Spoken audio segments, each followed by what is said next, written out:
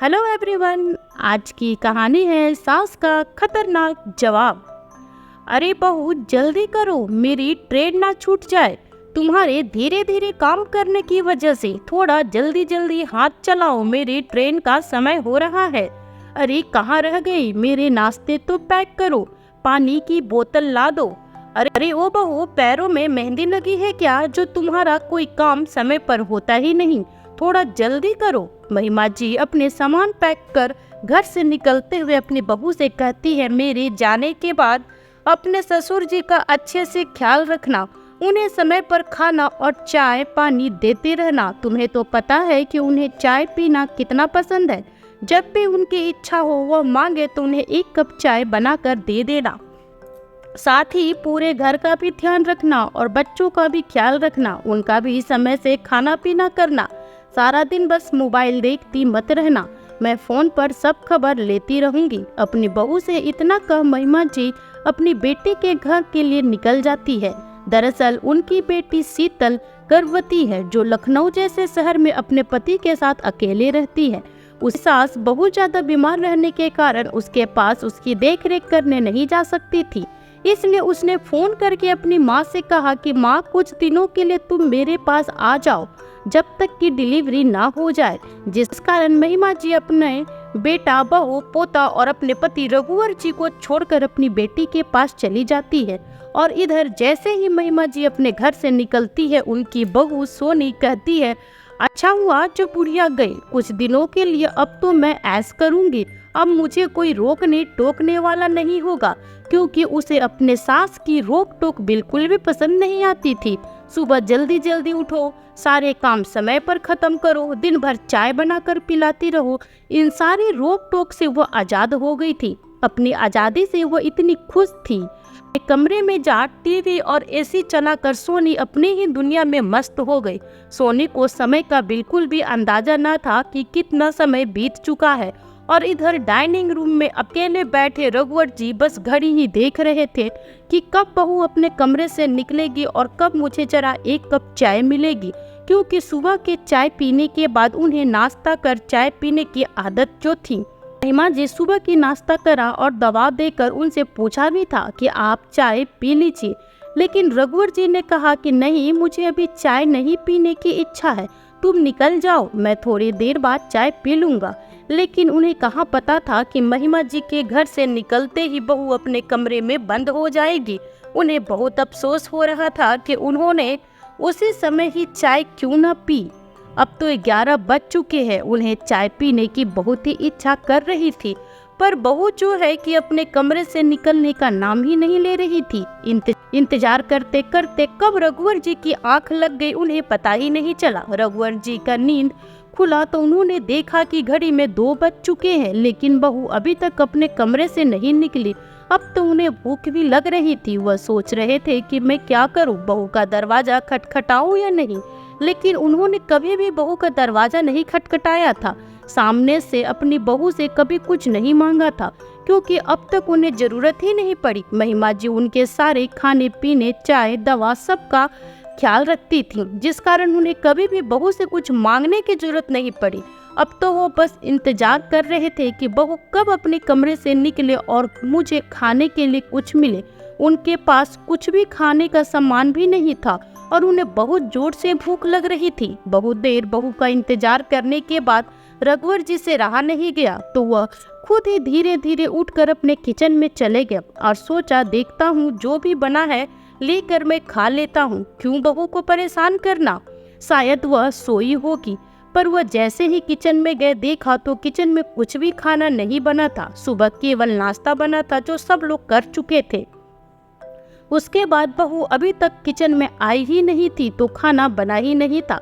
रघुवर जी को बहुत जोरों से भूख लग रही थी, क्योंकि उनके खाने का समय पार हो चुका था और इस उम्र में आने पर उनसे भूख बर्दाश्त नहीं होती थी।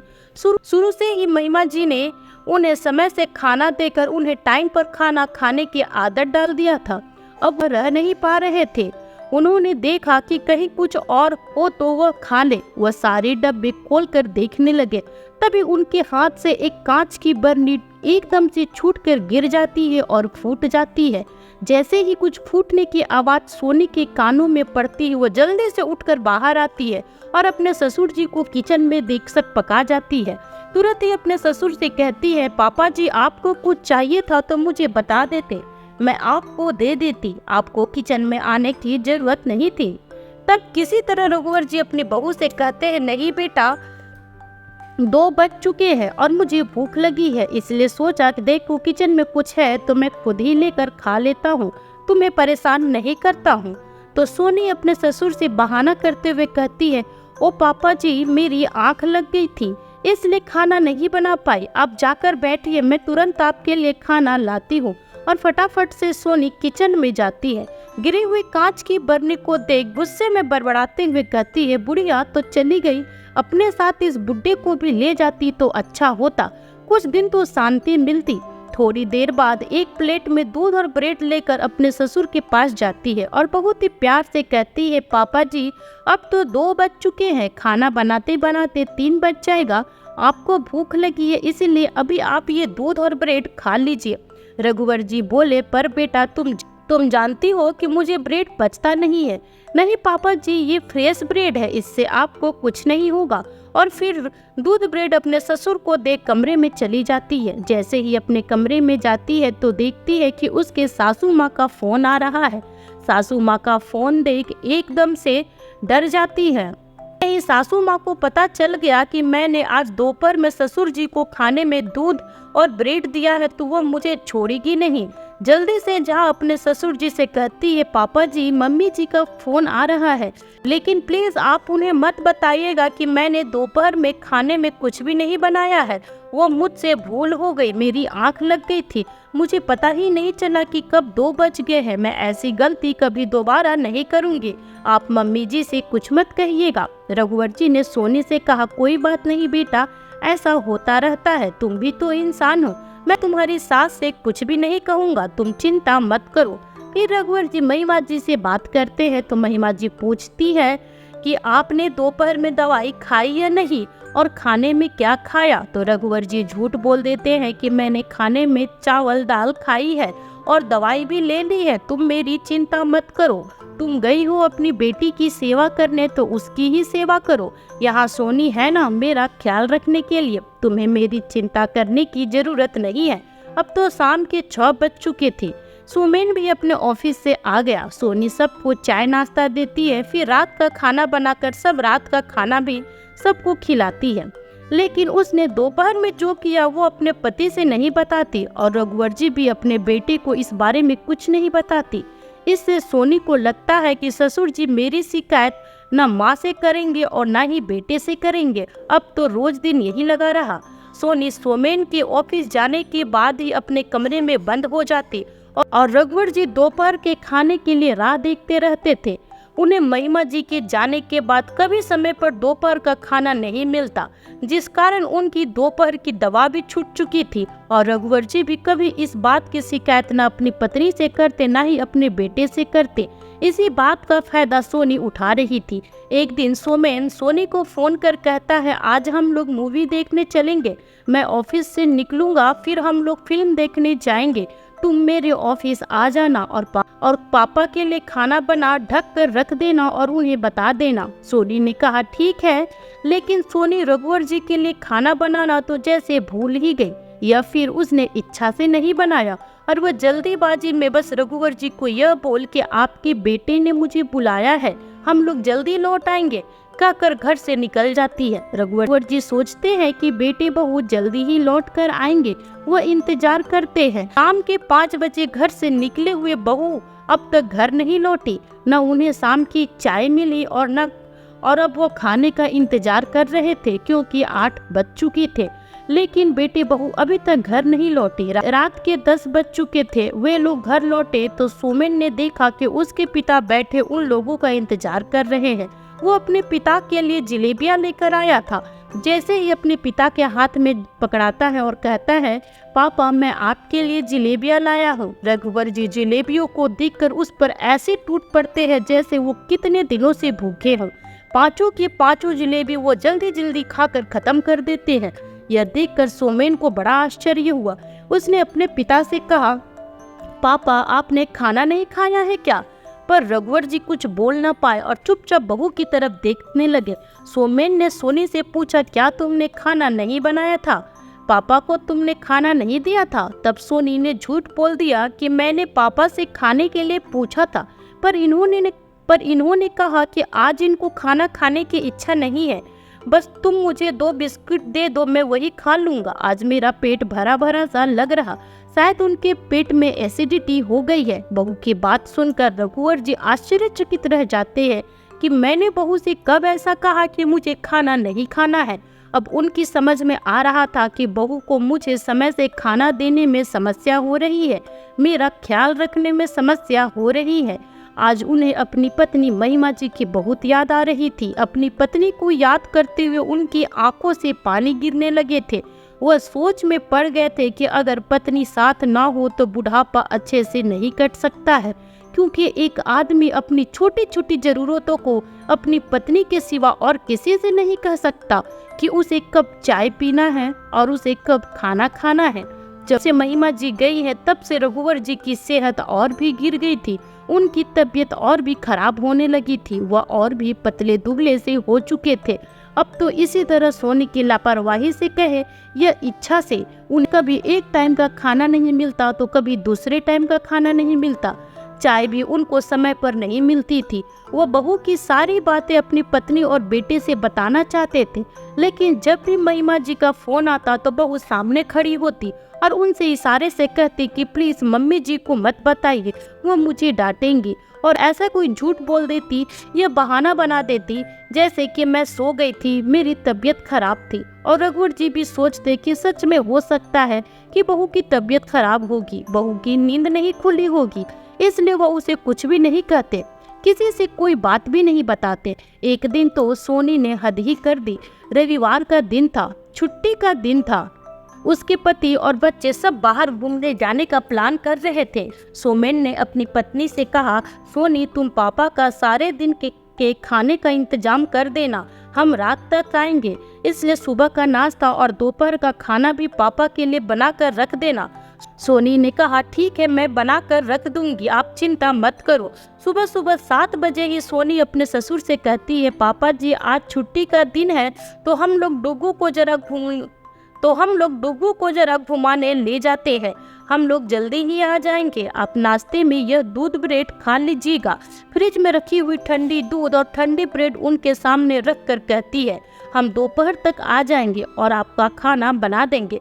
रघुवर जी बोलते हैं, ठीक है बेटा कोई बात नहीं है, क्योंकि रघुवर जी भी जानते थे कि उनके बेटे सोमेन को कभी छुट्टी नहीं मिलती। एक रविवार का दिन आता है जो वो अपने परिवार के साथ बिता पाता है, इसलिए उन्होंने अपने बेटे से कुछ भी नहीं कहा और वह लोग सुबह ही घर से निकल जाते हैं।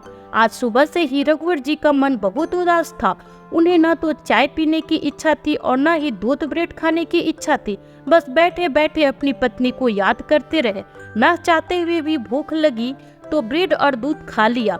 उसके बाद उन्होंने सारा दिन कुछ भी नहीं खाया, जिस कारण उनकी तबीयत बहुत ज्यादा बिगड़ गई और घर पर कोई भी नहीं था जिससे वो अपने हालात बता सके। बहुत ज्यादा उल्टियां भी शुरू हो गई। जब सोमेन और सोनी वापस आए तो देख रहे कि पूरा घर गंदा पड़ा है, क्योंकि रघुवर जी को उल्टियां हो रही थी और वो जल्दी से उठकर बाथरूम में जा भी नहीं पा रहे थे और उन्हें उल्टी हो जा रही थी, जिस कारण पूरा घर गंदा पड़ा था, जिसे देखकर सोनी बहुत चिड़चिड़ा जाती है और चिल्लाते हुए कहती है, आपने ये क्या कर दिया है, ये पूरे घर की क्या हालत बनाई है आपने, पूरा घर कितना गंदा गंध दे रहा है, मैं तो घर में अंदर आ भी नहीं सकती, अब इसे साफ कौन करेगा। और अपना मुंह नाक सिकुड़ते हुए अपने कमरे में चली जाती है। लेकिन सोमेन अपने पिता को उठाता है और पूछता है, आपको क्या हुआ है पापा, आपकी तबीयत कैसे इतनी खराब हो गई, इतनी उल्टियाँ क्यों हो रही है आपको, आपने क्या खाया था, आपकी तबीयत ठीक नहीं है, चलिए मैं आपको अभी डॉक्टर के पास ले जाता हूँ। रघुवर जी कुछ भी बोलने के हालत में नहीं थे। उल्टियाँ करते करते उनकी स्थिति बहुत ज़्यादा खराब हो गई थी। रात के 9 बज चुके थे और सोमेन अपने पिता को तुरंत लेकर अस्पताल में एडमिट कराया। डॉक्टर ने तुरंत रघुवर जी को ऑक्सीजन और सिलाइन चढ़ाना शुरू कर दिया। तभी रघुवर जी अपने बेटे सोमेन से कहा कि अपनी माँ को फोन कर बुला दो बेटा, लगता है अब मेरा बच पाना मुश्किल है, अब मैं नहीं बच पाऊंगा, मैं मरने से पहले महिमा को देखना चाहता हूँ। तभी महिमा जी का फोन सोमेन को आता है और वो अपने बेटे से कहती है, बेटा खुशखबरी है, तुम्हें भांजा हुआ है। यह सुनकर सोमेन खुश तो होता है, लेकिन रोते हुए अपनी माँ को खबर देता है, माँ अब जब वहाँ सब कुछ हो चुका है तो आप जल्दी से अगली गाड़ी पकड़कर यहाँ आ जाओ, पापा की तबीयत बहुत खराब है, आपको बुला रहे हैं, मैंने उन्हें अस्पताल में एडमिट किया है। इतना सुनते ही महिमा जी के ऊपर जैसे आसमान टूट पड़ा, वह रोने लगी और रोते हुए पूछती है कि क्या हो गया तुम्हारे पापा को, मैं अभी तुरंत आती हूँ। पापा की तबीयत खराब सुनकर उनकी बेटी भी परेशान हो जाती है और तुरंत फ्लाइट की टिकट करा अपनी मम्मी को भेज देती है।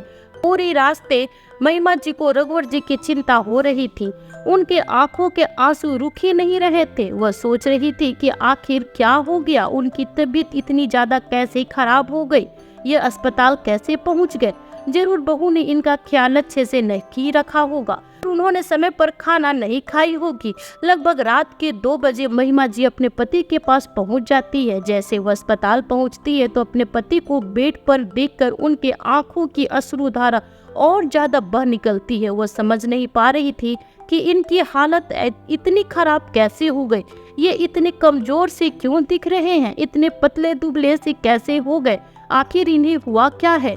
जाकर महिमा जी अपने पति रघुवर जी का हाथ पकड़ती है तो उनके स्पर्श पाते ही रघुवर जी अपनी आंखें खोलते हैं और अपनी पत्नी को सामने देखकर कुछ बोल नहीं पाती, बस नैनों से अश्रुधारा बह निकलती है। आंखों में आंसू लिए रघुवर जी अपनी पत्नी से कहते हैं, मुझे तो लगा महिमा कि मैं तुम्हें बिना देखे ही मर जाऊंगा, इस दुनिया को छोड़ अलविदा कह जाऊंगा। उनकी इतनी बात सुन महिमा जी बिलक बिलक कर रो पड़ती है। आप ऐसा क्यों बोल रहे हैं, जरा सा आपको छोड़कर क्या गई, आपने अपना ख्याल ही नहीं रखा, आपने तो वादा किया था कि हम दोनों साथ साथ रहेंगे, फिर आप मुझे छोड़कर कैसे चले जाएंगे।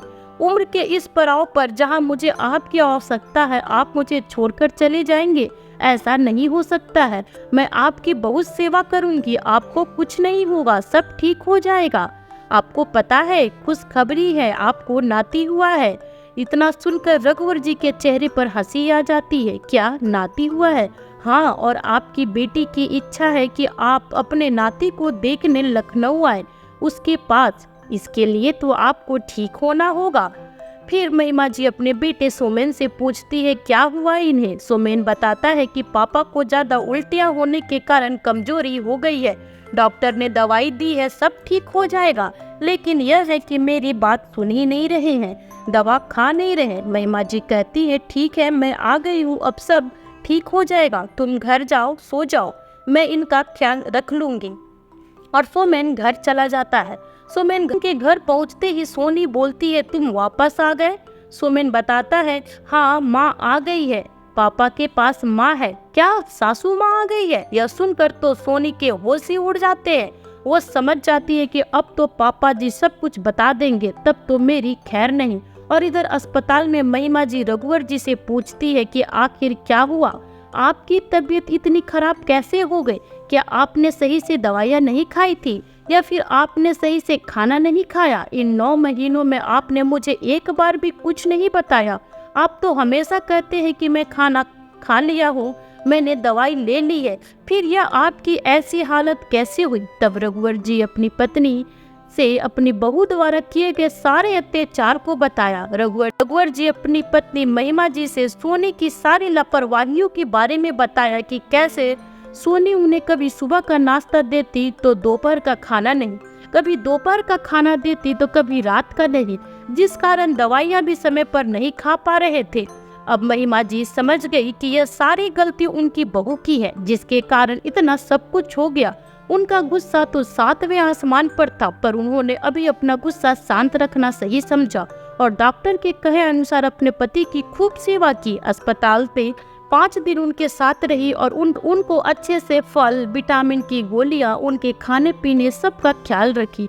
और 5 दिन बाद जब उनके डिस्चार्ज का समय हुआ तो डॉक्टर ने सोमेन और महिमा जी से कहा कि इनके खाने का विशेष ख्याल रखिए और ताज़ा खाना ही इन्हें दीजिए, क्योंकि इस बार इनकी तबीयत फूड पॉइजनिंग के कारण खराब हुई थी।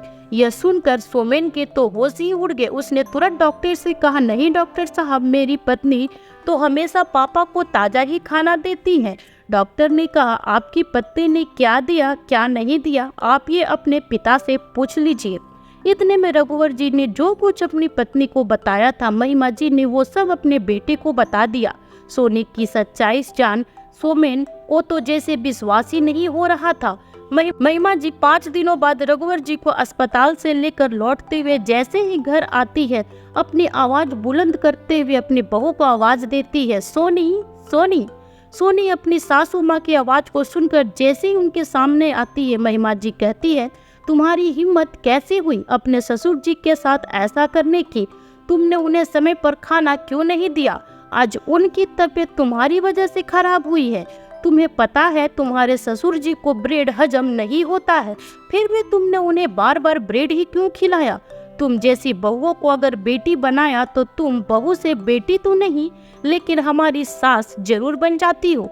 यही कारण है कि तुम जैसी बहुओं को कंट्रोल करके रखा जाता है। मैंने तुमसे कहा था कि तुम अपने ससुर का ख्याल रखना, लेकिन तुमने उनकी क्या हालत कर दी है। मैं अच्छे से जानती हूँ कि तुम आजकल की बहुएं बिना किसी लालच के सास ससुर की सेवा करती कहाँ हो। इसलिए बहू रानी, कान खोलकर सुन लो, मेरे पास 10 तोला सोना है और ये घर भी मेरा है। अगर तुमने हमारा अच्छे से सेवा नहीं किया, हमारा बुढ़ापा कष्टपूर्ण बनाया, तो मैं तुम्हें कुछ भी नहीं दूंगी, सब कुछ दान कर दूंगी। सारा सोना तो अपनी बेटी को दे दूंगी और यह घर वृद्धाश्रम वालों को दे दूंगी।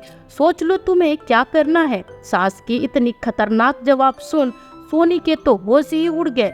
उसकी तो सिट्टी पिट्टी ही गुम हो गई, बोलती भी बंद हो गई। उसने अपने किए पर पछतावा होने लगा कि उसने क्यों अपने ससुर का ख्याल नहीं रखा। अब वो करती भी क्या, मरता क्या ना करता।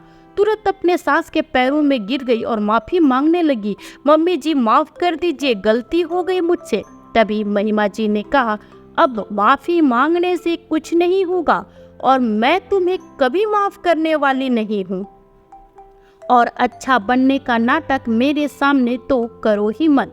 अगर तुम्हें मेरे जेवर और ये घर चाहिए तो मैं जैसा कहूँ चुपचाप वैसा ही करती जाओ। अब जाओ, जाकर हमारे लिए गर्मा गर्म चाय बना कर लाओ। सोनी अपनी सास की सारी बातें मानती, वो जैसा कहती वैसा करती, क्योंकि सोनी को अपने सास की जेवर और ये घर जो चाहिए था। तो दोस्तों, कैसी लगी आपको आज की ये कहानी? कमेंट करके जरूर बताइएगा। साथ ही लाइक एंड शेयर करना बिल्कुल न भूलें। फिर मिलती हूँ आपसे न्यू वीडियो में एक नई कहानी के साथ। तब तक अपना ख्याल रखें और स्वस्थ रहें। Bye bye.